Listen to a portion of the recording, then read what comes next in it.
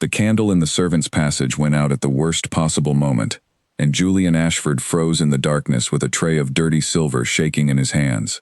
Footsteps were coming toward him fast, and if he was caught standing in the wrong corridor at this hour, wearing a footman's coat that did not yet fit him properly, the entire plan would fall apart before it had even begun. He pressed himself against the cold stone wall and held his breath. The footsteps belonged to Mrs. Pratt, the housekeeper of Camden Hall, a woman with sharp eyes and no patience for excuses. If she found him here, in this unlit passage, at midnight, 3 days into his new position as a footman, named Colin Hale, she would ask questions he could not safely answer. He was not really Colin Hale. He was the Duke of Marlbrook, and no one in this house was supposed to know it. The plan had seemed simple when he first thought of it, sitting alone in his study 2 weeks earlier, tired of hearing the same false compliments from every guest who visited his estate. Everyone smiled at him, everyone agreed with him, everyone wanted something from him. He had grown so used to flattery that he no longer trusted a single kind word spoken in his presence. He wanted, just once, to walk among people who did not know his title, and see how they truly behaved when they thought no one important was watching. His aunt, Lady Camden, was hosting a house party at her country estate that season, and she needed extra staff for the week. It was the perfect opportunity. Julian arranged everything through a trusted steward, a man who had served his family for 30 years, and who agreed, reluctantly, to keep the secret. New footmen were hired from the village. Julian slipped in among them, using the name Colin Hale, claiming he had worked at a smaller estate 2 counties away. No one questioned it. Servants came and went all the time, and nobody looked closely at a young footman with calloused hands and a quiet manner. The footsteps stopped just short of the passage. Julian heard Mrs. Pratt sigh, mutter something about a burnt-out candle, and turn back the way she had come. He let out the breath he had been holding and continued down the dark hallway, careful now, his heart still beating fast from the near miss. This was harder than he had expected. Not the physical work, though that was hard enough. His shoulders ached from carrying trays and hauling water, and standing for hours without complaint. What surprised him most was how invisible he had become. As the Duke of Marlbrook, people turned to look at him wherever he went. As Colin Hale, he could stand in a room full of guests, and not one of them would glance in his direction twice. He was furniture to them. He was part of the walls. It should have bothered him more than it did. Instead, he found it strangely freeing, and also deeply informative. Within his first 2 days at Camden Hall, he had learned more about the true character of the people around him than he had learned in years of formal introductions and polite dinners. He watched how guests spoke to the maids who served them. He watched how some of them looked straight through the stable boys, as though they were not people at all, while others took the time to say a simple word of thanks. And then there was Eleanor Whitfield. He had noticed her on his very first evening at the house, though he did not yet know her name. She was not the wealthiest guest at the party, nor the most fashionably dressed. She had come as a companion to her closer friend, Diana Fenwick, a young woman of considerable fortune, who treated the visit as an endless parade of amusements. Eleanor, by contrast, seemed to move through the house with quiet purpose, as though she were always looking for someone who needed a kind word, rather than waiting for one herself. The first time she spoke to him, Julian had been carrying a heavy tray of tea things down the main staircase, and his foot had caught on the edge of a rug near the bottom step. He stumbled, barely catching the tray before it crashed to the floor, and a china cup slipped free and shattered against the marble. He froze, certain he was about to be scolded in front of half the household, since 2 other guests had been standing nearby and had seen the whole thing happen. Neither of the guests said a word to help him. One of them, a young man named Lord Aldrich Vane, simply laughed and said something about clumsy servants needing better training, loud enough for Julian to hear every word. It was the exact sort of comment Julian had heard 1,000 times before, though never directed at himself. Now, standing in a footman's coat with broken china at his feet, the words landed differently. They stung in a way he did not expect. Eleanor had been walking past at that very moment, and instead of continuing on her way, she stopped. She knelt down without hesitation, gathering the broken pieces of the cup into her own hands, and looked up at Julian with a calm, steady expression. "It was the rug's fault," she said simply, "not yours. These old floors are treacherous. I nearly fell on that very step myself yesterday morning." It was not true, not exactly. but it was said with such easy confidence that Lord Vane simply shrugged and walked on, losing interest now that there was no reaction to enjoy. Eleanor helped Julian gather the rest of the broken china onto the tray, refusing his quiet protests that she should not trouble herself with servants' work, and when she finally stood, she gave him a small, warm smile. "There," she said, "no harm done. Mind the rug next time, though I suspect it will still be there tomorrow, waiting to trip up the next unlucky soul." Then she continued on her way, as though nothing remarkable had happened at all, leaving Julian standing at the bottom of the staircase with a tray of broken china and a strange, unfamiliar warmth spreading through his chest. He told himself it meant nothing. Kindness toward servants was not so rare that a single act of it should affect him this way, and yet, over the following days, he began to watch for her, not out of any romantic notion, he told himself firmly, but out of simple curiosity. He wanted to know if that first moment had been genuine, or simply a passing kindness, offered because others were watching. It was not a passing kindness, it was who she was. He watched her thank the kitchen maid, who brought her morning chocolate, using the maid's actual name, rather than a vague nod. He watched her carry her own parasol, rather than demanding a servant fetch it when she had simply forgotten it in her room, saying she did not wish to send someone climbing 3 flights of stairs for something she herself had misplaced. He watched her sit with the elderly gardener for 10 full minutes one afternoon, listening to him describe the roses he had been cultivating for years, asking questions that showed she was truly listening, rather than merely being polite. None of this seemed performed. None of it seemed calculated to impress anyone, least of all a footman nobody of importance would ever think to notice. She simply behaved the same way whether a duchess or a delivery boy stood before her, and Julian found that observation more compelling than anything he had learned about a woman in years of formal courtship. He was assigned, on his 4th day, to serve at the large supper held for all the house party guests, a formal affair with a dozen courses, and twice as many candles lit along the long table. Julian stood along the wall with the other footmen, ready to refill glasses and clear plates, doing his best to move quietly and stay unnoticed, exactly as a good footman should. It was during this supper that he first heard his aunt speak about him, without knowing he was in the room. "My nephew is impossible," Lady Camden was saying to the older woman seated beside her, a friend from her younger years named Mrs. Ashby. "He refuses every match his mother suggests. He says he cannot trust that any of these young ladies care for him, rather than for his title. I begin to think he intends to die a bachelor out of pure stubbornness. Perhaps he simply has not met the right young lady," Mrs. Ashby replied. "Perhaps," Lady Camden said, sounding unconvinced, "though how is he ever to find her, when every eligible woman in the country knows exactly who he is, the moment he enters a room? He cannot test their affections. He cannot know if they would care for him at all, were he not a duke." Julian, refilling a water glass 3 seats away, felt his hand tighten slightly around the pitcher.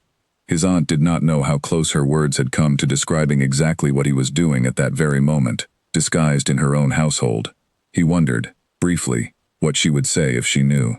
He suspected she would either be furious at the deception or delighted by its cleverness, and he was not entirely certain which reaction was more likely. Across the table, Eleanor sat quietly, listening to a conversation between Diana Fenwick and 2 other young ladies about an upcoming ball in the city. She contributed little, only smiling occasionally, and Julian noticed that whenever the conversation turned toward gossip about other guests, her expression grew slightly distant, as though she disapproved but did not wish to say so aloud. Later that evening, once supper had ended and the guests had scattered into smaller groups for cards and conversation, Julian found himself sent to the kitchen garden to fetch fresh mint for a round of drinks being prepared for the gentlemen playing cards in the study. The garden was quiet and dark, lit only by the last traces of evening light, and he was surprised to find Eleanor there already, sitting alone on a low stone bench near the herb beds, her shawl pulled around her shoulders against the evening chill. She looked up when she heard his footsteps, and rather than the polite indifference he expected from most guests toward a footman, she offered him another easy smile.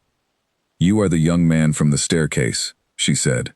"Colin, is that your name? I heard the housekeeper call you that this morning."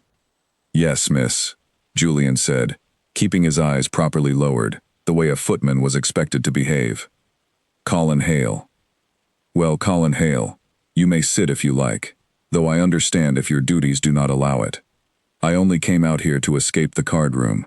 I am terrible at cards, and worse still at pretending to enjoy losing money to Lord Vane, who takes far too much pleasure in winning." Julian hesitated. A proper footman would not sit beside a lady, not even for a moment, and certainly not without express permission repeated twice. But something in her tone made the invitation feel entirely natural, as though she were simply speaking to another person, rather than issuing an order to a servant. He remained standing, but he lingered a moment longer than duty required, gathering the mint slowly from the herb bed nearby. "You are kind to the staff here, miss," he said carefully, testing the boundary of what a footman might reasonably say. "Not everyone is." Eleanor's expression flickered, something thoughtful crossing her face. "My father was not a wealthy man," she said. "We had one servant in our house growing up, a woman named Bridget, who had been with my mother's family since before I was born. She was more like an aunt to me than a servant. I suppose I never learned to see the people who work in a house as anything less than people. It seems a strange thing to have to learn, does it not? And yet so many never do." Julian said nothing for a moment, only nodded, afraid that if he spoke further he might say something that revealed more of himself than Colin Hale ought to know. He gathered the last of the mint and excused himself with a small bow, feeling her eyes follow him as he walked back toward the house. That night, lying on the narrow servant's bed in the small room he shared with 2 other footmen, Julian stared at the ceiling and found he could not stop thinking about the conversation in the garden. He had spent his whole life searching for a woman who would see him, not his title, not his fortune, but him. He had never expected to find the first real clue to such a woman, while wearing another man's name and carrying trays of dirty silver through darkened hallways. He told himself again that it was too soon to know anything. A few kind words and a moment of unguarded conversation did not prove a person's whole character. He needed more time, more evidence, before he could trust what his instincts were telling him. And yet, as he finally drifted toward sleep, he found himself hoping, more than he wished to admit, that Eleanor Whitfield would prove to be exactly the person she appeared to be. He did not yet know how soon that hope would be tested, or how much it would cost her to prove it true. Outside his small window, the last candle in the great house finally went dark, and Camden Hall settled into an uneasy midnight quiet, the kind of quiet that comes before a storm no one has yet noticed gathering on the horizon. The next morning brought rain, the kind of steady gray rain that kept most of the house party guests indoors, complaining softly about the ruined plans for an outdoor picnic. Julian welcomed the change of weather more than he expected to.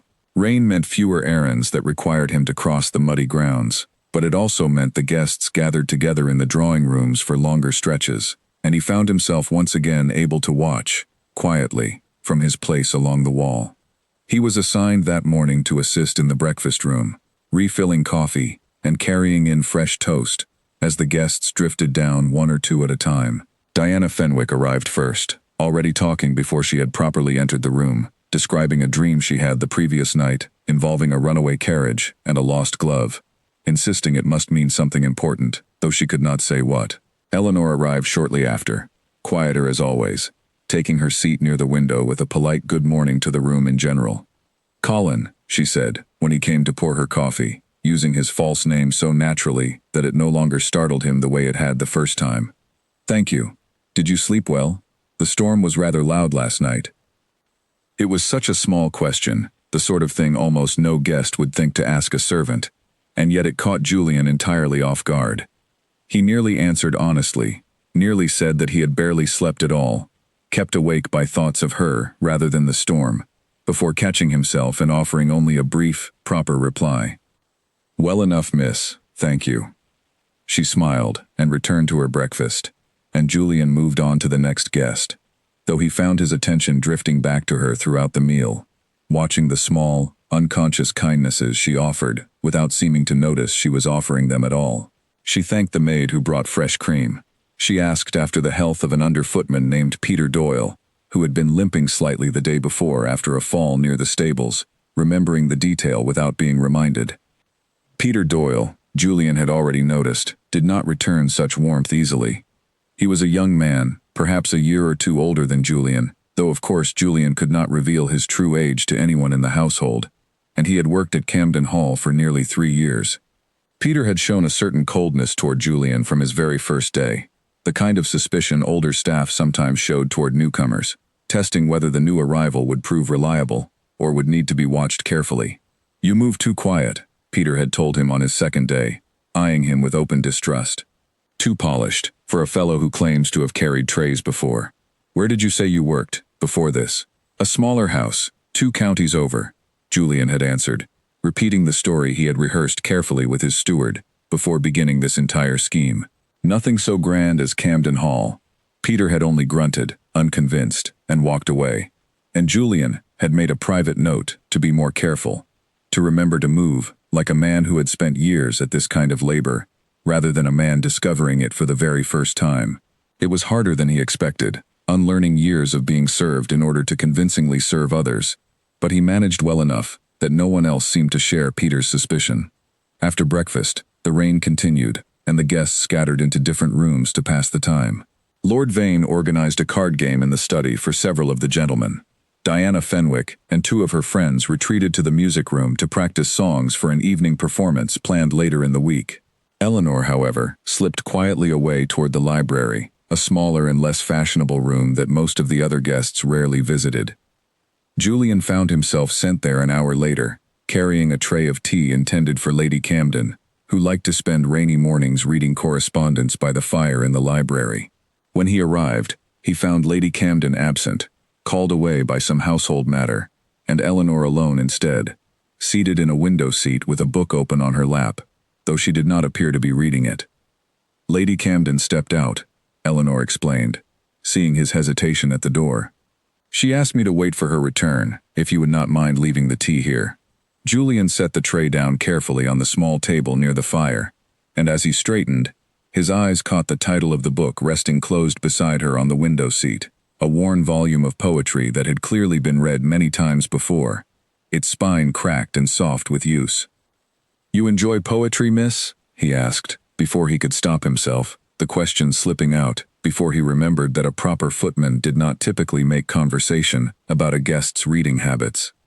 Eleanor looked up, mild surprise crossing her face, though not displeasure. "I do," she said, "though I suspect I am the only one at this entire party who has opened a single volume of it this week. Everyone else seems far more occupied with cards and gossip. Do you read, Colin?" The question caught him off guard entirely. No one had asked a footman such a question in his presence before, not once in his years of hosting guests at his own estate. Servants were assumed, by most of society, to have little interest in such things, or little time to indulge them even if they did. "When I can, miss," he answered honestly, since this at least required no lie. "There is not always time." "No," Eleanor agreed, something softening in her expression. "I imagine there is not. It seems unfair, does it not, that some of us have entire idle days to fill with books and music, while others work from dawn until well past dark, and are fortunate to steal a single page before sleep takes them." Julian said nothing, uncertain how a footman should respond to such an observation from a lady of the house party, though privately he found himself deeply struck by the fairness of her thinking. She was not performing sympathy for an audience, since no audience watched them now beyond the rain against the windows and the low crackle of the fire. She simply believed what she said, plainly and without artifice. "If you like," she continued, glancing down at the volume of poetry beside her, "you may borrow this when I have finished with it. I do not think Lady Camden would mind. Books are meant to be read, not simply displayed on shelves to gather dust." It was an extraordinary offer, one that a footman named Colin Hale had absolutely no reasonable way to accept without arousing suspicion, and Julian found himself torn between the sharp pleasure of the gesture and the sudden awareness of how impossible his entire situation truly was. He could not accept books from her as a footman. He could not court her honestly as a duke without revealing the very deception that had allowed him to know her true character in the first place. Whatever this strange, growing connection was becoming, it existed inside a lie, and lies, he knew from long experience, tended to collapse eventually under their own weight. "That is very kind, miss," he said carefully, "though I would not wish to trouble you." "It is no trouble," Eleanor said simply, and something in her tone suggested the matter was settled, whether Julian argued further or not. He excused himself soon after, retreating from the library with his empty tray and a mind far too full of thoughts he had no business entertaining. As he walked back toward the servants' quarters, He passed Peter Doyle in the corridor, who eyed him with the same lingering suspicion as before. "You were a long while in the library," Peter observed, his tone carrying an edge Julian did not entirely like. "Fetching tea does not usually take half an hour." "Lady Camden was delayed," Julian answered simply, keeping his voice even. "I waited to see if she required anything further."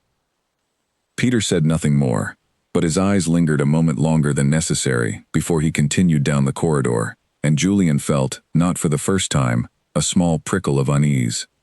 Peter Doyle, he suspected, was the sort of man who noticed things and remembered them, filing them away for later use should the opportunity ever arise. It was a small worry, easily dismissed in the moment, but Julian would come to remember it again before the week was finished. The rain continued through the afternoon and into the evening, and the household settled into the particular restlessness that came with too many people confined indoors together for too long. Small tensions began to surface among the guests, minor disagreements over card games and seating arrangements that would have seemed trivial on a sunnier day, but now grew slightly sharper in the close, damp air of the house. At supper that evening, Julian noticed Lord Vane grow increasingly irritable as the evening wore on, having lost heavily at cards earlier in the day, and clearly still smarting from it. He drank more wine than seemed wise, and his comments grew louder and more careless as the meal progressed, several of them directed, in passing, at the household staff moving quietly around the table. "These footmen move like they've never held a tray in their lives," Vane announced at one point, loudly enough for the entire table to hear, his eyes flicking briefly toward Julian as he spoke. "Camden Hall used to have better trained staff, if memory serves." A few guests laughed politely, the kind of laughter offered simply to smooth over an awkward moment rather than genuine amusement. Julian kept his eyes lowered, his expression carefully blank, though something hot and familiar rose in his chest, the old instinct to answer such comments directly, an instinct he now had to suppress entirely. A duke could silence such a remark with a single cool glance. A footman had no such power, and the powerlessness of the position struck him more sharply in that moment than at any point since the disguise began. It was Eleanor, once again, who broke the silence, her voice calm, but carrying just enough weight to be heard clearly down the length of the table. "I have found the staff here entirely capable, Lord Vane," she said. "Perhaps it is simply that Camden Hall does not employ servants for the purpose of being criticized at supper." The comment was gentle in tone but unmistakable in its meaning, and a brief, awkward silence followed, before the conversation moved on to safer subjects. Lord Vane's cheeks colored slightly, though he said nothing further on the matter, choosing instead to turn his attention back to his wineglass and a conversation with the gentleman seated beside him.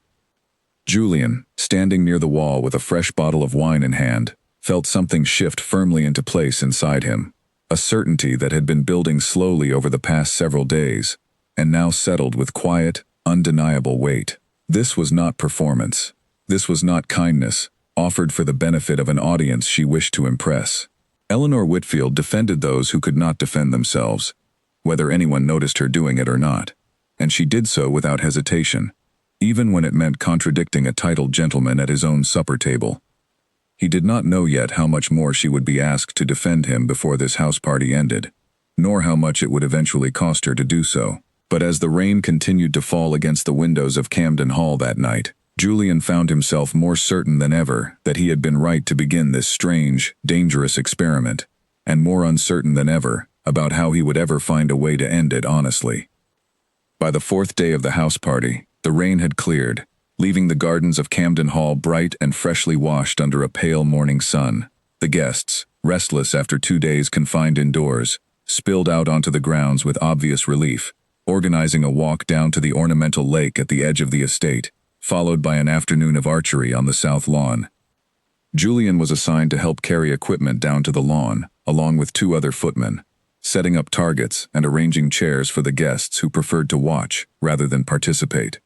It was hard, physical work, and by midday his arms ached from hauling the heavy target stands across the grass, but he found he no longer minded the labor the way he had during his first days at Camden Hall. There was a strange satisfaction in it, a simplicity to work that asked only for effort and offered clear results in return, unlike the endless political maneuvering that filled his days as a duke. Eleanor arrived at the lawn with Diana Fenwick, and several other young ladies, most of them dressed in their finest walking gowns despite the muddy ground left behind by 2 days of rain. Diana declared archery a delightful idea, though she confessed she had never held a bow in her life and doubted she would manage to hit anything at all. Eleanor, by contrast, mentioned quietly that her father had taught her to shoot as a girl, though she had not practiced in years and expected to be badly out of form. "Nonsense," Diana said, laughing. "You will put us all to shame, Eleanor, just as you always do." The comment was offered lightly, without any real edge behind it, but Julian noticed a brief flicker of discomfort cross Eleanor's face, before she smoothed it away with a small smile. It was the first time he had seen anything like uncertainty in her, and it struck him as oddly reassuring, a reminder that whatever calm confidence she carried in her defense of others did not extend to easy confidence in herself. The archery proceeded through the early afternoon, the guests taking turns at the targets while Julian and the other footmen retrieved arrows and reset equipment between rounds. Eleanor, true to her father's teaching, proved to be a genuinely skilled shot, placing several arrows near the center of the target, while most of the other ladies scattered theirs wildly across the grass. Lord Vane, competitive as always, insisted on a wager between the gentlemen present, offering a small sum of money to whoever scored the highest total by the end of the afternoon. It was during a break between rounds, while the guests gathered near a table set with refreshments, that the trouble began. Julian had been sent to retrieve a fallen arrow that had landed some distance from the target, near the edge of a small hedge separating the lawn from the kitchen garden. As he bent to collect it, he heard raised voices coming from the refreshment table, one of them unmistakably Lord Vane's, growing louder and more heated by the moment. "I am telling you, someone has taken it," Vane was saying, his face flushed with anger and perhaps too much wine already, despite the early hour.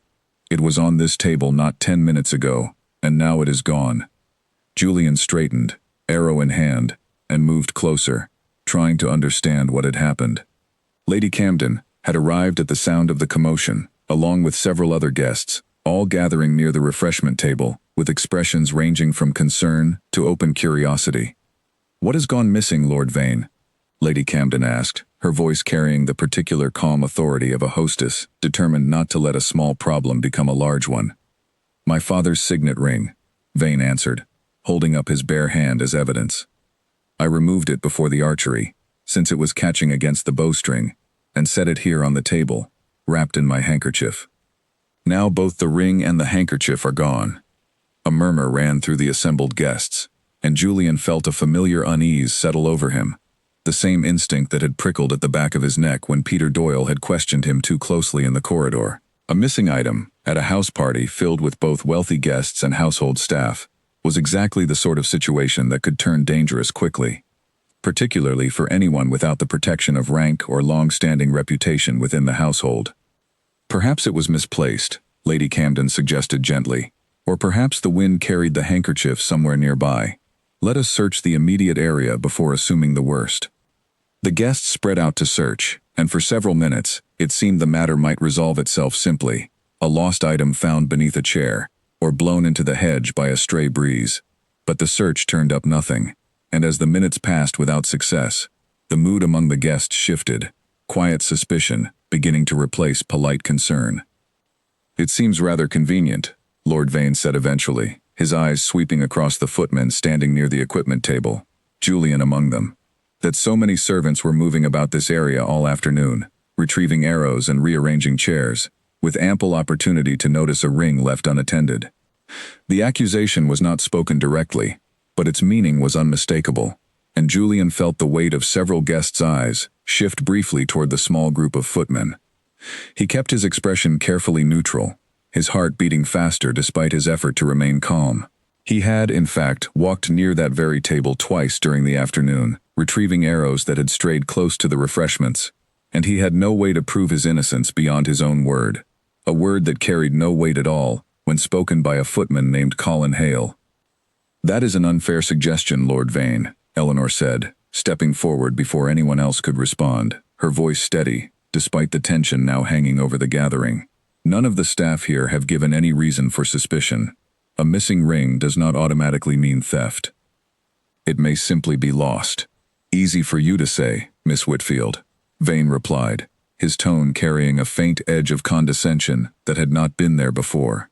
"When it is not your family's ring that has gone missing, I intend to have the matter properly investigated." Lady Camden, clearly unhappy with the direction the conversation had taken, raised a hand to calm the growing tension.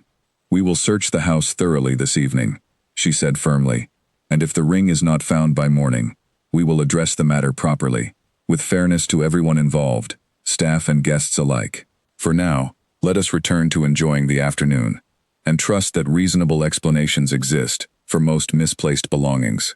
The archery resumed, though the earlier lightness of the afternoon had faded considerably, replaced by an undercurrent of unease that lingered beneath the surface of polite conversation. Julian returned to his duties, retrieving arrows and resetting targets, aware now of Peter Doyle watching him more closely than usual from across the lawn, a strange, unreadable expression on the other footman's face. Later that evening, after supper had concluded and most of the guests had retired to the drawing room for cards and quiet conversation, Julian found himself summoned to the housekeeper's small office near the kitchen, along with the other footmen who had worked the archery lawn that afternoon. Mrs. Pratt sat behind her desk, her expression grave, while Lady Camden's steward stood nearby, having clearly been asked to oversee the matter on behalf of the household. "Lord Vane's ring has not been found," Mrs. Pratt said without preamble, her sharp eyes moving across each of the footmen gathered before her. "I must ask each of you, plainly, whether you saw anything unusual near the refreshment table this afternoon, or whether any of you removed the ring, even with the intention of returning it later." Each footman denied any knowledge of the ring in turn, Julian among them, and Mrs. Pratt studied each answer carefully, though her expression remained impossible to read. When it came time for Julian to answer, he felt Peter Doyle's eyes on him from across the small room, watching with an intensity that made the back of his neck prickle uncomfortably. "I saw nothing unusual, Mrs. Pratt," Julian said, keeping his voice steady. "I passed near the table twice to retrieve stray arrows, but I did not approach the refreshments themselves, and I saw no one else behave suspiciously." Mrs. Pratt nodded slowly, making a brief note on the paper before her, and dismissed the group with instructions to report immediately if anyone recalled any further detail. As the footmen filed out of the small office, Peter Doyle fell into step beside Julian, his voice low enough that only Julian could hear. "You were the last one near that table before it went missing," Peter said quietly. "I noticed it myself. I have said nothing yet, but I thought you should know that I noticed." Julian's stomach tightened at the words, though he kept his expression carefully neutral. "I did not take the ring," he said simply. "I have no reason to lie about something so easily discovered, should it ever be found among my belongings."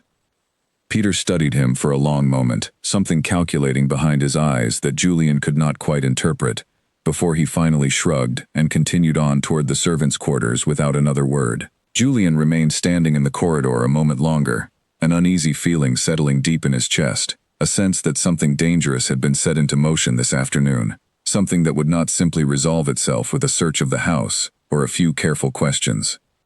He thought of Eleanor's words earlier that day, her firm defense of the staff against Lord Vane's careless accusation, and he wondered, with a growing unease he could not entirely name, whether she understood exactly how much danger a footman without rank or reputation could find himself in situations exactly like this one. He hoped, more than he had hoped for anything in a long while, that the ring would simply be found somewhere ordinary and forgotten, tucked beneath a chair cushion or fallen into the grass near the hedge. But as he climbed the narrow stairs toward his small shared room that night, past Peter Doyle's closed door and the low murmur of voices still drifting up from the drawing room below, Julian could not shake the feeling that the missing ring was only the beginning of a much larger trouble still waiting to unfold at Camden Hall. Morning came without any sign of the missing ring, and with it came a new tension that settled over Camden Hall like a fog that refused to lift. Lady Camden had ordered a thorough search of the house overnight, and while a footman had checked every corner of the archery lawn and the surrounding gardens at first light, the ring remained missing, along with the handkerchief in which it had been wrapped. Julian rose before dawn, as was expected of the household staff, and made his way down to the kitchen to help prepare the morning trays, though his mind remained fixed on the previous evening's conversation with Peter Doyle. He had turned the exchange over in his thoughts throughout a mostly sleepless night, trying to determine whether Peter's words had been an honest warning or something closer to a threat, a way of establishing power over a newcomer he had never fully trusted. The kitchen was already busy when he arrived, the cook and 2 kitchen maids moving briskly between the hearth and the long wooden table, preparing breakfast for both the family upstairs and the staff who would eat afterward. Mrs. Pratt stood near the doorway, speaking quietly with the steward, their voices low enough that Julian could not make out the words, though the grave expressions on both their faces suggested the conversation concerned the missing ring. "Colin," Mrs. Pratt said, spotting him as he entered, "you will assist with the breakfast trays this morning, and I expect you in my office again this afternoon, along with the other footmen who worked the lawn yesterday. Lord Vane has requested that each of you be questioned once more thoroughly this time." Julian felt his stomach tighten at the words, though he kept his expression carefully composed. "Of course, Mrs. Pratt," he said, and moved to collect the tray waiting for him, careful to betray nothing of the unease building steadily inside him. Breakfast proceeded much as it had the previous morning, though the atmosphere in the dining room felt noticeably different.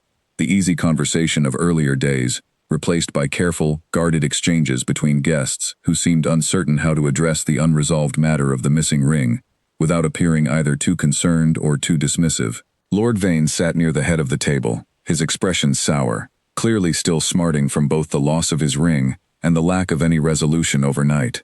Eleanor arrived partway through the meal, taking her seat near the window as she always did, and Julian noticed her glance briefly toward the footman, stationed along the wall, before returning her attention to her breakfast.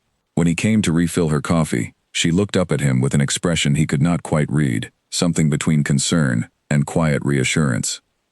"I hope the questioning yesterday was not too unpleasant, Colin," she said quietly, her voice pitched low enough that only he could hear it clearly over the general chatter of the table.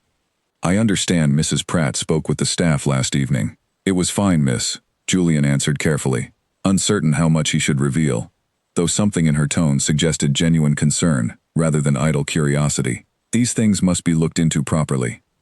"They must," Eleanor agreed, "though I hope whoever looks into it remembers that suspicion is not the same as guilt, and that a person's position in a household should not determine how fairly they are treated when trouble arises." Julian moved on to the next guest before he could respond further, though her words stayed with him throughout the remainder of breakfast, a small comfort against the growing unease he felt about the afternoon's questioning still to come. He wondered whether she suspected anything of the direction the household's suspicions had begun to take, or whether her comment had simply been a general expression of the fairness that seemed to guide everything she said and did. The afternoon questioning, when it came, proved far more uncomfortable than the previous evening's brief interview. Lord Vane insisted on being present this time, along with Lady Camden and the steward, and each footman was questioned individually, rather than as a group, allowing for a more detailed and pointed examination of their movements the previous afternoon. When Julian's turn came, he entered Mrs. Pratt's small office to find all 3 of them waiting. Lord Vane, seated with his arms crossed, his expression openly suspicious, while Lady Camden and the steward maintained more careful, neutral expressions, befitting their attempt at fairness. "Colin Hale," Lord Vane began, before either of the others could speak, "I am told you were seen near the refreshment table, twice, during yesterday's archery, retrieving arrows that had gone astray. Is that correct?" "Yes, my lord," Julian answered evenly. "I retrieved 2 arrows that had landed near the hedge, close to the refreshment table, both times returning them directly to the target area. And did you, at any point, touch or move the items on that table? The pitcher, the glasses, my handkerchief and ring?" "No, my lord. I did not approach the table itself, only the grass near the hedge." Lord Vane's eyes narrowed slightly, though he offered no immediate response, instead glancing toward Lady Camden's steward, who cleared his throat before speaking. "Another member of the staff has suggested you lingered near that area longer than your duties required," the steward said carefully. "Can you account for the additional time?" Julian felt a cold certainty settle over him at the question, recognizing immediately where such an observation must have originated. Peter Doyle had, it seemed, decided to share his suspicions with someone in authority after all, despite his earlier claim of having said nothing. "I paused briefly near the hedge on the second occasion," Julian said, choosing his words with great care, "because one of the arrows had become tangled in the branches and took a moment longer to retrieve than the first. I did not linger for any other reason, and at no point did I approach the refreshment table or touch any item upon it." Lady Camden studied him for a long moment, her expression thoughtful rather than accusatory, and Julian found himself grateful, not for the first time, for his aunt's reputation for fairness, a quality that had clearly not abandoned her even in her role as a somewhat bewildered outside observer of her own household's current troubles. "I have no further questions for this young man," Lady Camden said eventually, glancing toward Lord Vane. "His account matches what the other footmen have reported of his movements yesterday afternoon, and nothing in his manner suggests deception to me." Lord Vane did not appear satisfied, though he offered no immediate argument, instead dismissing Julian with a curt wave of his hand. Julian left the office with his heart still beating faster than usual, aware that whatever fragile trust Lady Camden extended to him would not necessarily protect him if Peter Doyle continued pressing his suspicions to others within the household, particularly to a guest, as determined as Lord Vane clearly was, to find someone to blame for his loss. That evening, as Julian carried a stack of linens down toward the laundry room, he encountered Peter Doyle in the narrow back corridor, and this time, he did not let the moment pass without addressing it directly. "You told them I lingered near the table," Julian said quietly, keeping his voice low enough not to carry beyond the empty corridor. "Why would you say such a thing, when you know it is not the whole truth of what happened?" Peter's expression flickered with something that might have been guilt, quickly suppressed and replaced with a defensive coldness. "I only told them what I observed," he said. "I did not accuse you of anything directly. That is not the same as lying." "It is close enough to lying, when it is offered without the full context," Julian replied, an edge creeping into his voice despite his effort to remain calm. "I have done nothing wrong, Peter, and you know it. Why press this matter so hard against me specifically, rather than any of the other footmen who were also near that lawn yesterday?" Peter hesitated, something conflicted crossing his face, before he finally answered, his voice quieter now, almost reluctant.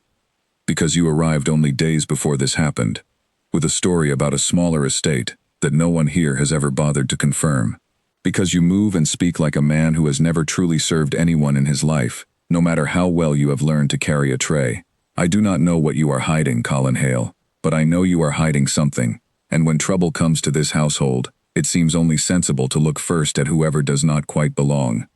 The words struck closer to the truth than Peter could possibly have known, and Julian felt a fresh chill settle over him at how easily his careful disguise might be unraveled, not through any accusation of theft, but simply through the persistent suspicion of a man sharp enough to notice that something about the newest footman did not add up.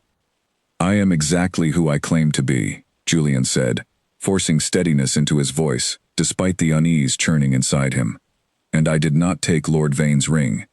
Peter studied him a moment longer, then shook his head slowly, and continued down the corridor without further comment, leaving Julian standing alone with the stack of linens still in his arms, and a growing certainty that the danger surrounding him had shifted from a simple missing ring to something far more precarious, a threat to the very disguise upon which his entire plan depended. He thought, once again, of Eleanor's words at breakfast that morning, her insistence that a person's position should not determine how fairly they were treated when trouble arose. He hoped, with an intensity that surprised him, that her fairness would extend far enough to protect him, should Peter Doyle's suspicions ever grow loud enough to reach the ears of the entire household, though he could not yet imagine how much that hope would soon be tested. 2 days passed without any further sign of the missing ring, and slowly, the tension around the house began to ease, replaced by the ordinary rhythms of a country party, drawing toward its final week. Lord Vane, though still visibly unhappy about his loss, seemed to accept that the ring might never be found, muttering occasionally about arranging for a new signet to be cast once he returned home, and the household staff, Julian included, breathed a cautious sigh of relief as the questioning finally stopped. It was during this brief lull that Julian found himself increasingly drawn into moments alone with Eleanor, small accidental meetings that began to feel less accidental with each passing day. He told himself each time that he sought her out, only to continue his observation of her character, to be certain that the woman he had begun to admire so deeply was truly as genuine as she appeared. But even as he told himself this, he knew the explanation had grown thin, worn away by the simple, undeniable pleasure he took in her company. One afternoon, sent to deliver a message from Lady Camden to the stables, Julian found Eleanor there ahead of him, standing beside a gentle gray mare, feeding it small pieces of apple from her open palm. She looked up when she heard his footsteps, her face brightening with the easy warmth she seemed to offer everyone, servant and guest alike. "Colin," she said, "come see. This is Willow. She belongs to Lady Camden, though I do not think anyone rides her often enough. She seems glad of the company." Julian approached carefully, and Eleanor offered him a piece of apple to feed the mare himself, showing him how to hold his palm flat so the horse's soft lips would not accidentally catch his fingers. It was a simple moment, unremarkable in almost every way, and yet Julian found himself more at ease in it than he had felt in years of formal gatherings, as the Duke of Marlborough, surrounded by people who watched his every word for some hidden meaning or advantage.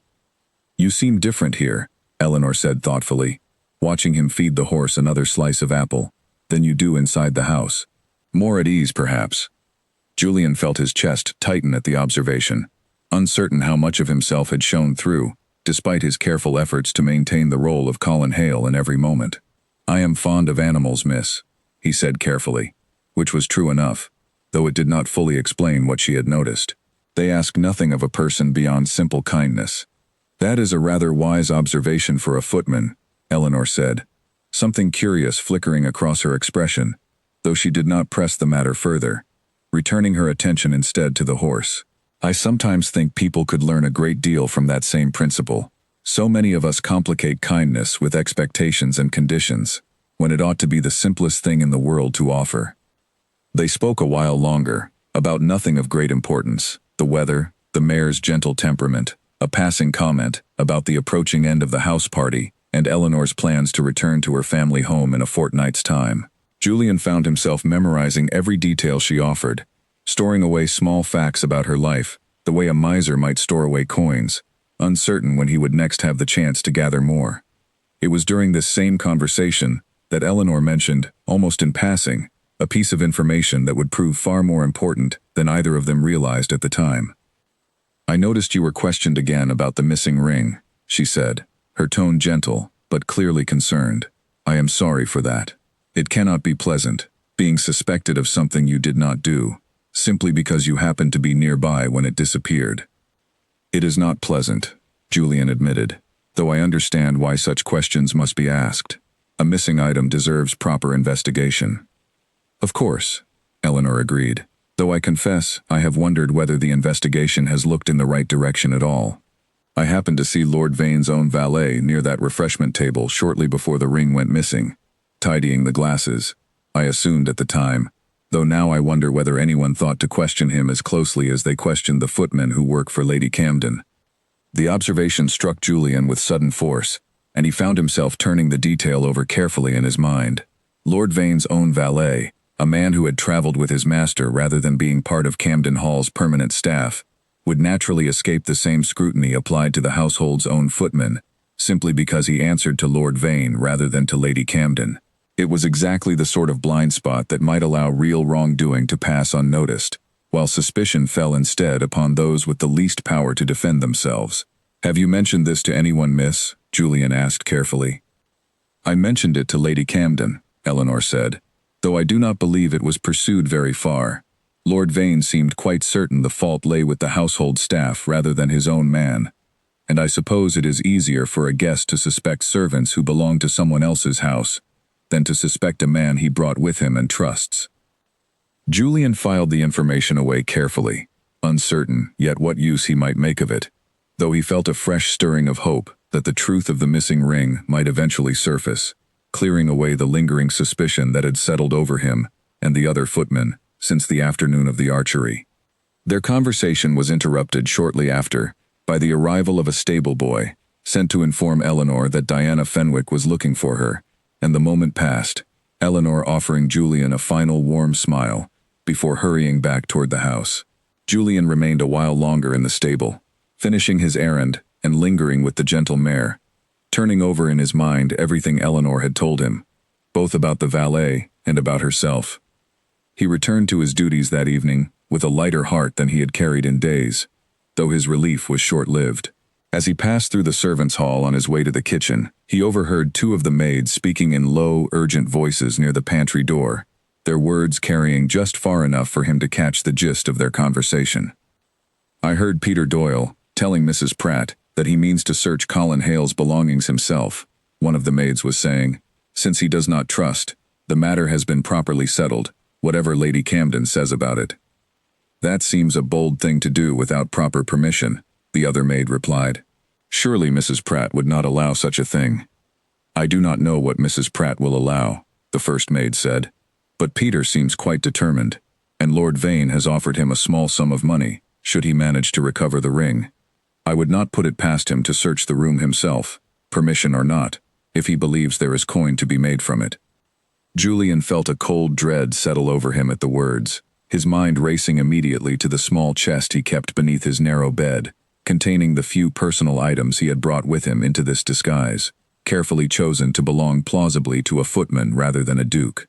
Nothing in that chest would reveal his true identity directly, he was fairly certain, but the risk of discovery, in any form, felt suddenly far too close for comfort. He did not confront the maids, choosing instead to continue on toward the kitchen, as though he had heard nothing of importance, though his thoughts churned with sudden urgency throughout the remainder of the evening. Peter Doyle's suspicion, it seemed, had not faded with the passing of days, but had instead hardened into something more determined, driven now by the added incentive of Lord Vane's promised reward. Julian understood, with sudden clarity, that his time at Camden Hall, as Colin Hale, was growing shorter than he had originally planned. The careful disguise he had constructed now threatened, not by any single dramatic confrontation, but by the slow, patient suspicion of a fellow servant, with every reason to want the mystery of the missing ring solved, whatever the cost to the person accused of stealing it. That night, lying awake in the narrow servant's bed, Julian found himself thinking not of his own growing danger, but of Eleanor, and the quiet, unwavering fairness she had shown toward the household staff since the very first evening he arrived. He thought of her defense of him against Lord Vane's earlier accusation, her willingness to speak up even when it might have been easier and safer to remain silent, and he wondered, with a mixture of hope and dread, whether she would be called upon to defend him again, before this entire troubled house party finally reached its end. He did not have to wonder for very long. The following morning began with a commotion that reached Julian even before he had finished dressing for his duties. Raised voices echoed up from the small servants' quarters below, and by the time he descended the narrow stairs, he found Mrs. Pratt standing in the corridor outside his shared room, her expression grim, with Peter Doyle standing beside her, holding something small wrapped in a white handkerchief. I found it, Peter was saying, his voice carrying an odd mixture of triumph and unease. Beneath his mattress, wrapped just as Lord Vane described it. I told you something was not right about him. Julian's stomach dropped, a cold, sick certainty settling over him, even before Mrs. Pratt unwrapped the handkerchief to reveal Lord Vane's signet ring, gleaming dully in the dim morning light of the corridor.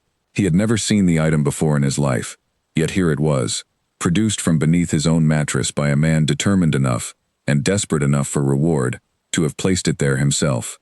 I did not put that there, Julian said immediately, his voice steadier than he felt, though his heart hammered painfully against his ribs. I have never touched that ring, nor the handkerchief it is wrapped in. That is easily said, Peter replied, his earlier hesitation now entirely gone, replaced by the confident certainty of a man who believed himself vindicated. Yet here it is, found exactly where a guilty man might hide such a thing, hoping no one would think to search his own quarters. Mrs. Pratt studied the ring carefully, then looked toward Julian with an expression he could not fully read, somewhere between suspicion and reluctant doubt. This is a serious matter, Colin, she said. Lady Camden and Lord Vane must be informed immediately. You will remain here until I return. Julian remained standing in the corridor, flanked by two other curious footmen who had gathered at the sound of the commotion, his mind racing through every possible explanation and every possible consequence. He could, of course, reveal his true identity now, end the entire disguise in a single sentence, and watch the accusation collapse instantly beneath the weight of his actual rank. No one would dare accuse the Duke of Marlbrook of stealing a signet ring from beneath a borrowed mattress. But the thought of revealing himself now, in this manner, filled him with a reluctance he had not expected. It would end the disguise, yes, and clear his name instantly, but it would also mean confronting Eleanor, and everyone else in this household, with the full weight of the deception he had practiced upon them for over a week. He was not yet ready to see how she might look at him, once she understood how thoroughly he had misled her, however good his original intentions had been. Word of the discovery spread through Camden Hall with remarkable speed, and by mid-morning, Lady Camden had summoned the entire household, family, guests, and staff alike, to the large drawing room to address the matter properly and publicly, rather than allowing rumor and speculation to spread unchecked through private corners of the house. Julian stood near the wall of the crowded drawing room, flanked once again by Mrs. Pratt and the steward, while Lord Vane stood near the fireplace, his signet ring now returned to his finger, his expression a mixture of relief at recovering the item and lingering anger at having lost it in the first place. Lady Camden stood at the center of the room, her posture composed, despite the evident strain of managing such an uncomfortable situation before her assembled guests. "It has been discovered," Lady Camden began, addressing the room with careful, measured words, "that Lord Vane's ring was found this morning, among the belongings of one of our footmen, Colin Hale. I wish to address this matter openly, rather than allowing whispered speculation to continue unchecked through my household." A murmur rippled through the assembled guests, and Julian felt every eye in the room turn toward him, the weight of their collective judgment pressing down on him more heavily than any physical burden he had carried during his week of labor as a footman. He kept his expression as steady as he could manage, though his hands, clasped behind his back, had curled into tight fists. "I did not take that ring," he said, his voice carrying clearly across the room, despite the churning unease in his chest. "I have never seen it before this morning, when it was produced from beneath my mattress by another member of the staff." "A convenient claim," Lord Vane said sharply, "for a man caught with stolen property in his possession." "The ring was found in his room," Peter Doyle added, standing near the doorway, his earlier hesitation entirely replaced now by firm conviction. "I discovered it myself, wrapped exactly as Lord Vane described losing it." The room fell into an uncomfortable murmur once again, several guests exchanging glances, a few nodding, as though the matter seemed settled beyond reasonable doubt. Julian felt the tide of opinion shifting firmly against him, the simple physical evidence of the ring's discovery outweighing, in the eyes of most present, any protest he might offer in his own defense. A footman's word, he understood with painful clarity, carried little weight against an object found in his own possession, however innocently it might have arrived there. It was in this moment, with the room poised to condemn him entirely, that Eleanor rose from her seat near the window, her composure remarkable given the tension crackling through the assembled crowd. "I do not believe Colin took that ring," she said, her voice clear and steady, carrying easily across the drawing room, despite its relatively quiet tone. Every head in the room turned toward her, surprise evident on several faces at her willingness to speak so directly against the mounting weight of opinion. "Miss Whitfield," Lord Vane said, a note of impatience creeping into his voice, "the evidence speaks for itself. The ring was found in his possession." "The ring was found in his room," Eleanor corrected calmly, "which is not the same thing as being found in his possession, particularly given that several members of the household have access to those quarters, and given that another footman himself has recently expressed considerable suspicion toward Colin, without, to my knowledge, any solid evidence beyond his own uneasy feelings about a newcomer." Peter Doyle's expression flickered, a flash of discomfort crossing his face at being named so directly, though he said nothing in immediate response. Eleanor continued, her voice gaining strength as she spoke, though it never once rose to anything resembling anger or shrillness, remaining calm and measured even as she pressed her point firmly. "I have observed Colin Hale closely during my time at Camden Hall this week," she said, "and I have seen nothing in his conduct to suggest dishonesty of any kind. I have, however, observed considerable suspicion directed at him from the very first days of his employment here, suspicion that appears to have hardened, quite conveniently, at exactly the moment a reward was offered for the ring's recovery." The murmur through the room shifted subtly now, several guests exchanging uncertain glances, the earlier confident conviction of Julian's guilt beginning to waver under the weight of Eleanor's calm, deliberate reasoning. Lady Camden, standing at the center of the room, studied Eleanor with an expression of careful consideration, clearly weighing her words seriously, rather than dismissing them. "You raise a fair point, Miss Whitfield," Lady Camden said slowly. "It would indeed be worth examining more closely how this ring came to be in Colin's room, rather than simply accepting its discovery as proof of his guilt. "With respect, Lady Camden," Lord Vane interjected, his frustration evident, "I fail to see what further examination is required. The ring is found, the matter is settled." "The ring is found," Eleanor said firmly, turning to face Lord Vane directly, her gaze unflinching, despite the considerable difference in their social standing. "But the question of how it came to be exactly where it was found remains entirely unanswered. I would ask, Lord Vane, whether your own valet has been questioned as thoroughly as the household footmen have been these past several days, given that I myself observed him near the refreshment table shortly before the ring first disappeared." A fresh murmur swept through the room at this revelation, and Lord Vane's expression shifted, a flicker of genuine surprise crossing his features, before he composed himself once more. "My valet has served my family for many years," he said stiffly, though his voice carried noticeably less certainty than before. "I see no reason to suspect him." "Nor did I see any reason to suspect Colin Hale," Eleanor replied evenly, "until a ring appeared beneath his mattress, under circumstances that seem, upon reflection, rather too convenient to accept without further question." The room fell silent for a long moment, the weight of Eleanor's words settling over the assembled guests and staff alike. Julian, standing near the wall, felt something powerful and unfamiliar swell in his chest, a gratitude so profound it nearly stole the breath from his lungs. She had stood before the entire household, risking her own standing among guests who might easily judge her harshly for defending a mere footman with such conviction.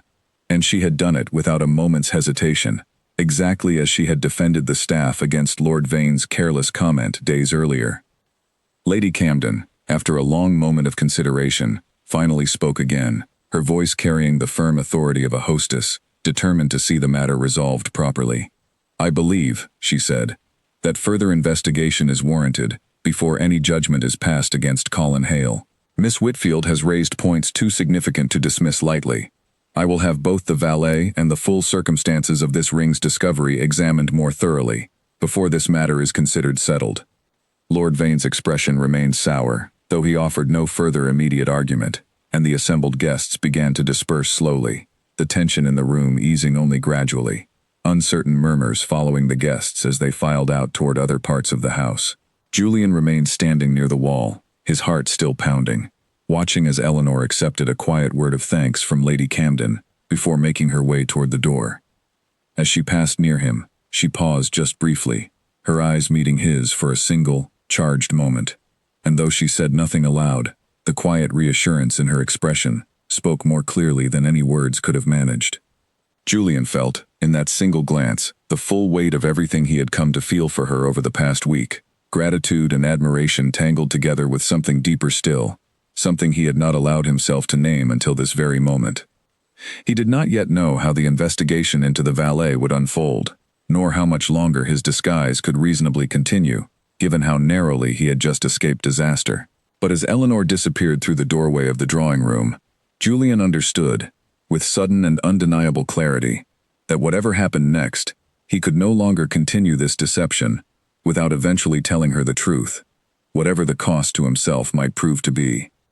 The days that followed brought a strange, uneasy calm to Camden Hall, the household caught between the unresolved question of Lord Vane's valet and the lingering discomfort left behind by the confrontation in the drawing room. Julian returned to his duties as before, though he noticed a subtle shift in how the other staff regarded him now, some offering quiet nods of support, others maintaining the same wary distance Peter Doyle had shown from the very beginning.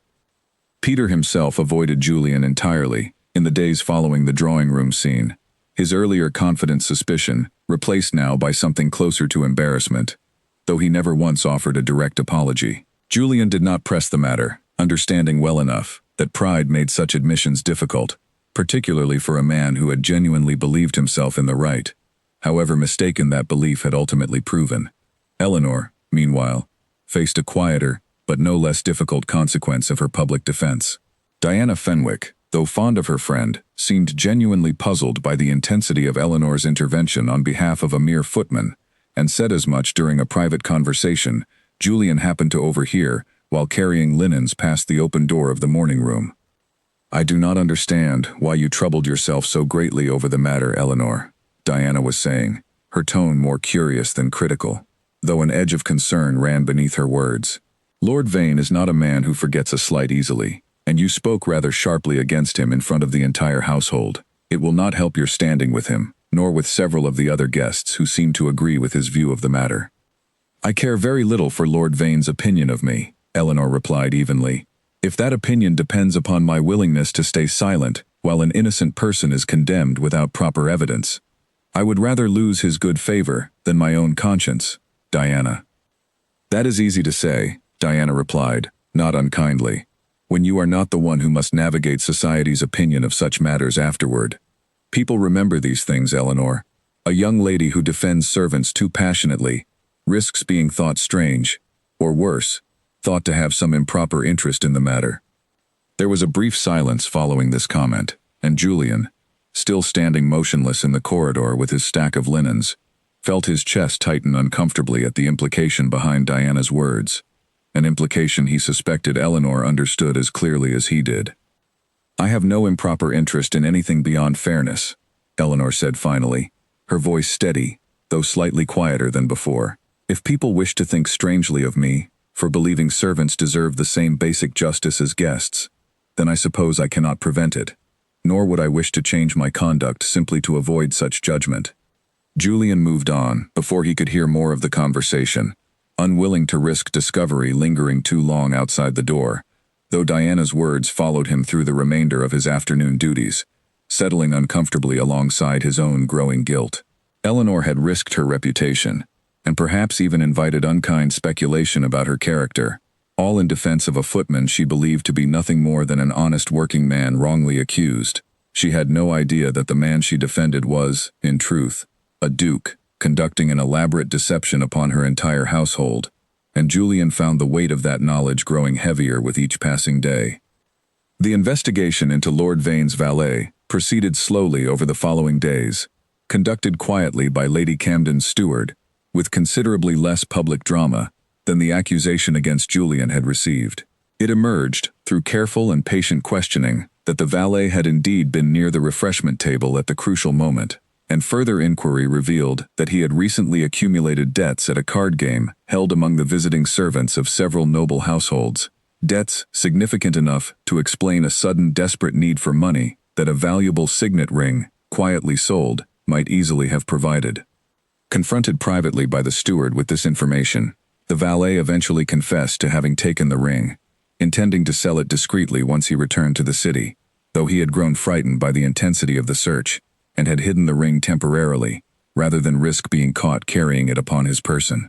It was, in fact, Peter Doyle's own overeager search of the servants' quarters that had inadvertently uncovered the ring where the valet had hidden it, mistakenly believing Julian's mattress offered a safer hiding place than his own belongings, given that suspicion had already begun to fall so heavily upon the newest footman. The truth, once uncovered, spread through Camden Hall with considerable speed, and Julian found himself, within a single afternoon, transformed from a suspected thief into a wrongly accused victim of both circumstance and another man's desperate scheme. Lord Vane, to his credit, offered a stiff but sincere apology, delivered privately rather than before the assembled household, acknowledging that his earlier accusations had been unfair and hastily formed. "I spoke too quickly," Vane admitted, standing awkwardly in the small servants' hall where Julian had been summoned to receive the apology. "I allowed my anger over the loss to cloud my judgment, and I am sorry for the trouble it caused you." "I understand, my lord," Julian said simply, accepting the apology with more grace than he might have managed only days earlier, before Eleanor's intervention had shown him something of the patient fairness with which such matters ought to be handled. Peter Doyle offered his own apology shortly after, considerably more awkward and hesitant than Lord Vane's, though no less genuine for its awkwardness. "I was wrong to press so hard against you," he admitted, standing in the corridor outside the kitchen, unable to quite meet Julian's eyes. "I let my suspicion, and I will admit, the promise of a reward, push me toward conclusions I had no proper right to draw. I am sorry for the trouble I caused." "We are square, Peter," Julian said, and found, somewhat to his own surprise, that he meant it. There was no lasting anger in him toward the other footman, only a quiet understanding of how easily suspicion could take root in a household unsettled by an unresolved theft, particularly when a newcomer's story could not be fully verified, and a reward offered incentive enough to overlook fairness in the pursuit of resolution. Word of the resolved matter reached Eleanor by that same evening, and Julian, sent to the library once more with a tray of tea for Lady Camden, found her there again, seated near the same window seat where their earlier conversation about poetry had taken place. She looked up when he entered, her expression brightening with obvious relief. "I am glad it has been settled properly," she said, before he could speak. "I hope the past several days have not been too difficult for you." "They have not been easy," Julian admitted, setting down the tray carefully. "Though they would have gone very differently, I think, had you not spoken as you did, before the entire household. I do not know how to properly thank you for that, miss." Eleanor's expression softened, something thoughtful crossing her face. "I only said what seemed true to me," she said simply. "I could not stand by and watch an innocent man condemned for the sake of convenience, whatever the cost to my own standing among the other guests might have been." "I heard," Julian said carefully, "that it may have cost you a great deal, in the opinion of some." Eleanor's smile flickered, something rueful entering her expression. "Perhaps," she said, "though I find I care rather less about such opinions than I once believed I would. If defending what is right costs me the good favor of people who would rather see fairness sacrificed for convenience, then it is a cost I am willing to bear, Colin." Julian studied her for a long moment, aware of how close he had come, in that instant, to telling her everything, the entire truth of who he really was, and why he had come to Camden Hall disguised as a simple footman. The words rose to the edge of his tongue, urgent and insistent, but he held them back once more, uncertain of the right moment, uncertain of how she might receive such a revelation after everything that had already passed between them. "You are a remarkable woman, miss," he said instead, the words carrying more weight than a footman's simple compliment ought to hold, though Eleanor did not seem to notice anything unusual in his tone, only offering another warm, genuine smile, before returning her attention to the tea he had brought.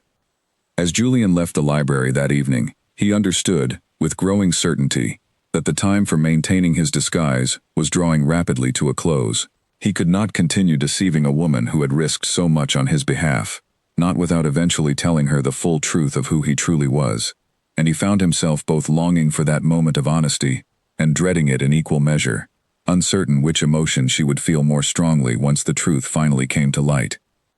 The final week of the house party arrived faster than Julian had anticipated, bringing with it a fresh complication he had not properly prepared for. Lady Camden had invited several additional guests to join the gathering for its closing days, among them an old family friend named Lord Ashby, a gentleman who had known Julian personally for over a decade, having attended school with him many years before either of them had inherited their respective titles.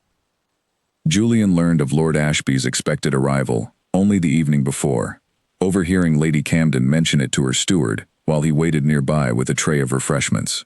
The news struck him with immediate alarm.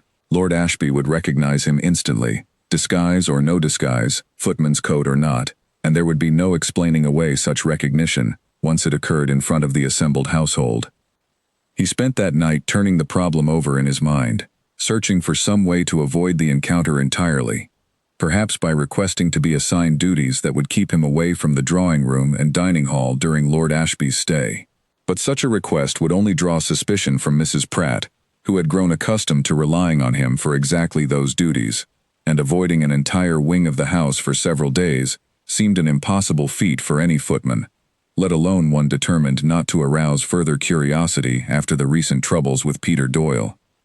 Lord Ashby arrived the following afternoon, and Julian, stationed near the entrance hall to assist with the arriving guests' luggage, felt his stomach drop the moment he recognized the familiar carriage rolling up the drive. He considered, briefly and desperately, feigning illness to escape the immediate duty of greeting the new arrivals, but Mrs. Pratt had already assigned him specifically to carry Lord Ashby's trunk, and there was no graceful way to refuse without drawing exactly the kind of attention he most wished to avoid.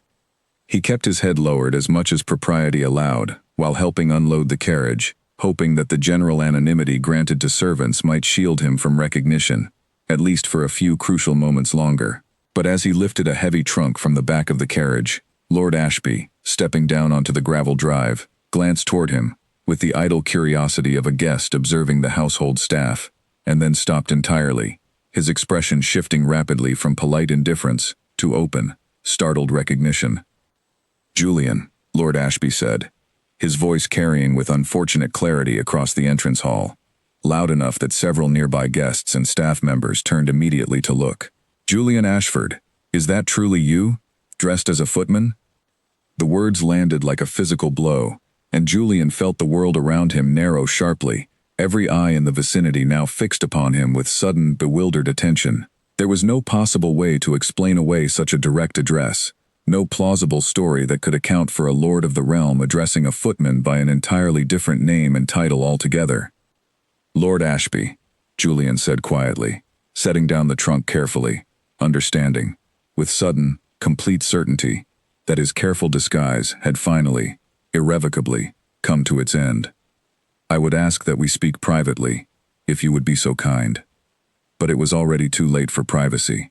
Lady Camden, drawn by the commotion, had emerged from the house to investigate, along with several curious guests, and among them, standing near the edge of the small gathering crowd, Eleanor herself, her expression shifting from mild curiosity to something far more complicated as she took in the scene unfolding before her. "What is the meaning of this?" Lady Camden demanded, looking between Lord Ashby and the footman she had known only as Colin Hale for the better part of 2 weeks. "Lord Ashby, you called this young man Julian. Do you know him?" Lord Ashby, seeming to belatedly grasp that he had inadvertently exposed something far more delicate than a simple case of mistaken identity, hesitated visibly before answering, his eyes flicking uncertainly toward Julian as though seeking permission to continue. "I know him very well indeed," Lord Ashby said finally, his voice more careful now, though the damage of his first exclamation could not be undone. "This is Julian Ashford, Duke of Marlbrook. We attended school together many years ago.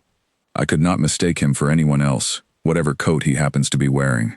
The words fell into stunned silence across the entrance hall, a silence that stretched for several long, agonizing seconds before erupting into a wave of shocked murmurs among the assembled guests and staff. Lady Camden's face went through a rapid succession of expressions, confusion giving way to dawning disbelief, and finally to something approaching horrified realization. "Julian," she said slowly, her voice barely above a whisper, though it carried clearly in the sudden hush of the entrance hall. "My nephew. You have been living in my household disguised as a footman." Julian straightened fully now, abandoning the last remnants of the posture and manner he had so carefully cultivated over the past 2 weeks, and met his aunt's stunned gaze directly, the full weight of his true bearing settling over him once more, unmistakable now to anyone who looked upon him. "I am sorry, Aunt," he said quietly. "I should have told you from the beginning, but I feared you would not permit the deception if you knew, and I needed it to succeed, for reasons I hope you will eventually understand." The murmur among the guests grew louder, several voices rising in a confused babble of questions and exclamations, and Julian, though acutely aware of his aunt's shock and the growing scandal rippling through the assembled crowd, found his attention drawn, almost against his will, toward Eleanor, standing frozen near the edge of the gathering, her expression unreadable in a way he had never seen from her before. She had gone pale, her earlier warmth replaced by something far more guarded, and Julian felt a fresh wave of dread wash over him, sharper and more painful than anything he had experienced during the entire ordeal with the missing ring. He had feared this exact moment for days, the moment when Eleanor would learn the full truth of who he really was, and now that it had arrived, in the worst possible manner, before the entire assembled household rather than in the quiet, careful conversation he had hoped to have, he found himself utterly uncertain what to say, or whether anything he said now could possibly repair the damage of the deception she had just discovered. "Colin," she said softly, and then caught herself, a flicker of pained confusion crossing her face, at the strange wrongness of using a name that had never truly belonged to him at all. "Your Grace," she corrected herself instead, the formal title falling from her lips with an awkwardness that struck Julian more painfully than any harsh word could have managed. "Eleanor," Julian said, stepping toward her despite the dozens of curious eyes still watching the entire scene unfold. "Please, allow me to explain." But Eleanor had already taken a step backward, her expression closing over with something Julian could not quite name, though he feared, with a sinking certainty, that it might be the beginning of a hurt too deep to easily mend. Without another word, she turned and walked quickly back toward the house, disappearing through the entrance doors and leaving Julian standing alone amid the stunned, whispering crowd, the full weight of his deception finally, completely exposed, and the woman whose good opinion he had come to value more than anything in his life, now walking away from him with no indication of whether she would ever be willing to hear his explanation at all. The house fell into a strange, unsettled quiet in the hours that followed, the shock of the revelation rippling through every corner of Camden Hall as servants and guests alike struggled to reconcile the quiet footman named Colin Hale with the true identity now known to everyone within the household. Lady Camden, once her initial shock had settled into something more measured, summoned Julian to her private sitting room. Her expression, a careful mixture of lingering disbelief and the sharp curiosity of a woman determined to understand exactly what her nephew had been doing beneath her own roof for the past 2 weeks. "You will explain yourself fully," she said, once the door had closed behind them. "And you will not leave out a single detail, Julian. I have known you your entire life, and I have never known you to behave with such reckless disregard for propriety." Julian sat across from her, weary in a way that had little to do with the physical labor of the past 2 weeks, and told her everything. The frustration that had driven him to devise the scheme in the first place, his growing certainty that no woman in society could ever be trusted to love him for himself rather than his title, and finally, the observations he had made of Eleanor Whitfield, whose quiet, consistent kindness had convinced him more thoroughly than any formal courtship ever could have managed. Lady Camden listened in silence throughout his account, her expression softening gradually, from stern disapproval into something more complicated, a blend of exasperation and reluctant understanding. "You are a fool, Julian," she said finally, though without real heat behind the words. "A clever fool, perhaps, but a fool nonetheless. Do you have any notion of how deeply you have wounded that young woman's trust?" "I know," Julian said quietly. "I have thought of little else since she walked away from me this afternoon." "She stood before this entire household and defended you," Lady Camden continued, her tone growing sharper now. "Not once, but twice, risking her own reputation among guests who might easily have judged her harshly for championing a mere footman. And she did so believing you to be exactly what you claimed, an honest working man wrongly accused, rather than a duke conducting some elaborate test of her character without her knowledge or consent." The words struck Julian with painful clarity, articulating precisely the guilt that had been building steadily within him since the moment Lord Ashby's careless exclamation had shattered his careful disguise. He had told himself, throughout the entire scheme, that his intentions were honorable, that he sought only to find genuine affection uncomplicated by his title and fortune. But sitting now before his aunt, forced to confront the full weight of what his deception had cost Eleanor, he understood that good intentions did not erase the simple, undeniable fact that he had lied to her, repeatedly and deliberately, throughout every single conversation they had shared. "I must speak with her," he said. "I must try to explain, whatever the outcome may be." Lady Camden studied him for a long moment before finally nodding. "She has retreated to her room and has refused to see anyone since this afternoon," she said. "Diana Fenwick attempted to speak with her an hour ago and was turned away. I cannot promise she will receive you any more warmly, Julian, particularly given how thoroughly you deceived her." Despite this warning, Julian made his way to the guest wing that evening and found Eleanor's maid stationed outside her door, who informed him, with evident discomfort at delivering such a message to a duke, that her mistress wished to remain undisturbed. Julian did not press the matter, understanding that forcing the issue now would only compound the hurt he had already caused, and instead retreated to compose a letter, choosing words with far greater care than he had managed during any conversation as Colin Hale.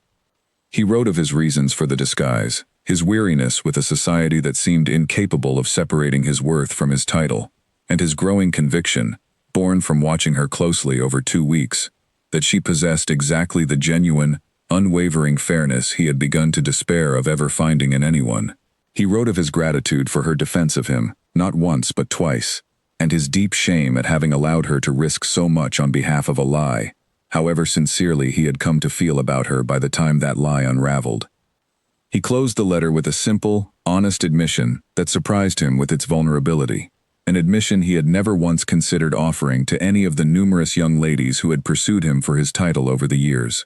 He told her that whatever she decided regarding his conduct, he understood entirely, if she wished never to see him again, but that he could not leave Camden Hall without telling her plainly that the affection he had come to feel for her during his time as Colin Hale had been the single most genuine emotion he had experienced in years, disguise or no disguise. He had the letter delivered to her door the following morning, uncertain whether she would even read it, let alone respond, and spent the following 2 days in a state of restless uncertainty, moving through the halls of Camden Hall, now as himself, the Duke of Marlbrook, rather than the quiet footman he had briefly become, though the strange reversal brought him little comfort given the silence stretching between himself and Eleanor. On the 3rd day, as Julian sat alone in the library, staring at a book he had not managed to read a single page of, the door opened quietly, and Eleanor entered, her expression composed but guarded, the letter he had sent her held carefully in one hand. "Your Grace," she said, the formal address still carrying an edge of awkwardness between them, though she did not turn to leave, closing the door softly behind her instead. Julian rose immediately from his seat. "Eleanor," he said, and then caught himself, uncertain now, whether even her given name remained a comfort he had any right to claim. "Miss Whitfield, I am grateful you came. I did not expect you would, after everything. I read your letter several times," she said, her voice careful and measured, though something beneath the careful composure suggested the conversation had cost her considerable effort to initiate. "I confess, I do not yet know entirely what to make of it. Or of you, Your Grace. You deceived me for 2 entire weeks. You allowed me to speak on your behalf, to defend you before this entire household, believing you to be someone you were not." "I know," Julian said quietly, "and I have no defense for the deception itself, only an explanation for why I began it, and a sincere hope that you might eventually understand, even if you cannot forgive it entirely." Eleanor was silent for a long moment, studying him, with an expression that seemed to search for something beneath the surface of his words, some final confirmation of whether the man who had written such a letter bore any true resemblance to the quiet footman she had come to know over the previous fortnight. "Why me?" she asked finally. "Of all the guests at this house party, why did my behavior matter so much to your test?" "Because you never once knew you were being watched with any particular purpose," Julian said honestly. "You were kind to the staff, to the gardener, to a footman with no name of consequence, not because anyone important observed you doing it, but because it was simply who you are. I have spent years surrounded by people who behave admirably, only when they believe someone of significance is watching. I had begun to fear such genuine character no longer existed, until I watched you, quietly and consistently, prove me wrong every single day." Eleanor's composure wavered slightly at these words, something softening in her expression despite the evident hurt still lingering beneath the surface. "That does not erase the deception," she said, though her voice had lost some of its earlier guardedness. "No," Julian agreed. "It does not, and I do not ask you to forget it, only to understand that whatever I have felt toward you these past 2 weeks was never a part of the disguise. It was the one entirely honest thing about the whole scheme." The library fell silent for a long moment, and Julian waited, his heart pounding with an uncertainty far sharper than anything he had felt during even the most precarious moments of his disguise. Uncertain whether Eleanor would find it within herself to extend the same fairness toward him that she had so readily extended to everyone else in this household, servant and stranger alike, throughout the entire duration of the house party. Eleanor moved slowly toward the window seat, where she had once offered Julian a worn volume of poetry, believing him nothing more than a footman, with a quiet fondness for reading, and sat down carefully, the letter still held between her fingers. Julian remained standing near the fireplace, giving her the space she seemed to need, though every part of him wished to close the distance between them and press his case more urgently. "I have been thinking a great deal these past 3 days, Eleanor said finally, her eyes fixed on some point beyond the window, rather than on Julian directly. "About why your deception troubles me so deeply, beyond the obvious dishonesty of it. I believe it is because I spoke so plainly to you, about matters I would not ordinarily discuss so freely with a stranger. I told you things about my father, about Bridget, about my own uncertainties, believing I spoke to a simple footman who had no particular stake in judging me one way or another. Everything you told me," Julian said carefully, "I received exactly as you intended it, with no judgment attached beyond growing admiration for the woman sharing it. Nothing you said to me was diminished by my true identity, Eleanor. If anything, learning those things about you as Colin Hale, rather than as the Duke of Marlbrook, allowed me to value them more purely than I might have otherwise. How can I trust that? Eleanor asked, turning to face him directly now, a flicker of genuine distress crossing her composed features. How can I know that anything you felt during those 2 weeks was not simply the natural result of playing a role, rather than true affection for who I actually am? It was a fair question, perhaps the fairest and most difficult question she could have posed, and Julian considered it carefully before answering, understanding that a hasty or overly romantic response would serve neither of them well in this moment. I cannot prove it to you with words alone, he said finally. I can only tell you that I have met dozens of young ladies in formal courtship over the years, each of them polished and accomplished, each of them saying exactly what they believed a duke wished to hear. Not one of them ever moved me the way you did, defending a footman's dignity against Lord Vane's careless comments, or standing before this entire household to argue for fairness when it would have been far easier and safer to remain silent. Those moments were not performed for my benefit, Eleanor, because you had no reason to believe your kindness mattered to anyone of consequence. That is precisely why I trust what I felt watching you, more than I have ever trusted any feeling in my life. Eleanor was quiet for a long moment, turning his words over carefully, and when she finally spoke again, her voice carried a fragile note of something that might have been hope, though guarded still against the possibility of further disappointment. She asked, "You are a duke, and I am a woman of modest means, invited to this party only as a companion to my wealthier friend. Whatever affection may exist between Colin Hale and myself, I do not know how it translates to whatever exists between the Duke of Marlbrook and Eleanor Whitfield." "It translates exactly the same way," Julian said, crossing the room now to kneel beside the window seat where she sat, close enough to see the uncertainty still lingering in her eyes, though something else had begun to soften alongside it. "I did not fall into whatever I feel for you because of your fortune or your connections, since you have neither in any great abundance, by your own admission. I fell into it because of who you are, plainly and completely, and that remains entirely true, whether I wear a footman's coat or a duke's finest attire." "Your family will object," Eleanor said quietly, though the protest carried less conviction than her earlier words had held. "A duke does not typically marry a woman of my modest circumstances, whatever affection may exist between them." "My family," Julian said, allowing himself a small, genuine smile for the first time since the disguise had collapsed, "has spent years despairing that I would ever find a woman I trusted enough to marry at all. I suspect my aunt, at least, will be considerably more relieved than objecting, once she recovers fully from the shock of discovering my scheme." A small, reluctant smile finally broke through Eleanor's careful composure, the first genuine warmth he had seen from her since the disguise had collapsed 3 days earlier. "You are entirely ridiculous, Your Grace," she said, though the words carried an unmistakable note of fondness beneath their mild reproach. "Disguising yourself as a footman, risking discovery and scandal, all to determine whether a woman's kindness was genuine." "Entirely ridiculous," Julian agreed, "and entirely worth it, given what I discovered in the process." Eleanor studied him a moment longer, the last traces of her guarded uncertainty finally beginning to yield to something warmer, something that had been building steadily between them since that very first evening on the staircase, when she had knelt down beside a nervous footman to gather broken china and offer an easy, undeserved kindness that neither of them had understood, at the time, would eventually change both their lives so completely. "I will need time," she said finally, "to fully trust this, Julian.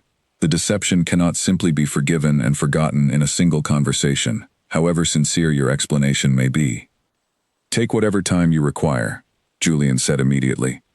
"I do not ask you to trust me fully today, only to allow me the chance to earn that trust properly, as myself this time, rather than as Colin Hale."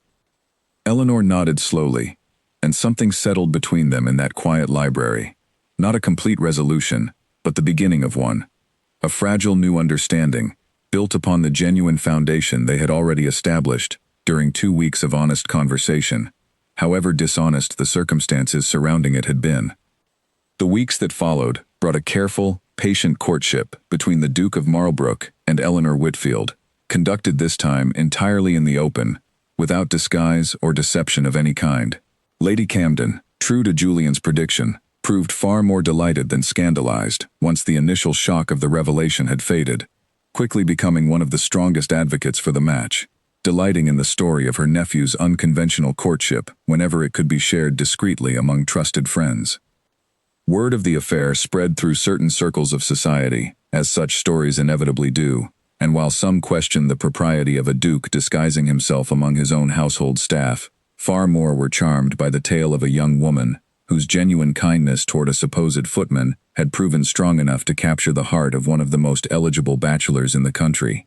Lord Vane, for his part, offered his sincere congratulations when the engagement was formally announced, perhaps grateful that the entire episode of his lost ring had faded quietly into the background of a far more romantic story. Peter Doyle remained in service at Camden Hall, having earned, through his eventual honest apology, a measure of Julian's genuine forgiveness, and he would later tell the story of his brief suspicion toward the newest footman, with considerable embarrassment, whenever the tale was retold among the household staff in the years that followed. Eleanor Whitfield became the Duchess of Marlborough the following spring, in a ceremony attended by family and close friends, rather than the grand society spectacle Julian's rank might otherwise have demanded, a choice Eleanor herself had gently requested, and one Julian had been only too happy to grant. Their marriage, built upon the unusual foundation of 2 weeks spent believing themselves separated by rank and circumstance, proved remarkably strong, precisely because it had been tested so thoroughly before it ever properly began. Years later, when their own children asked how their parents had first met, Eleanor would tell the story with a fond, knowing smile, describing a clumsy young footman who had once dropped a tray of china on the staircase of Camden Hall, and the small kindness she had offered him, without any notion of who he truly was.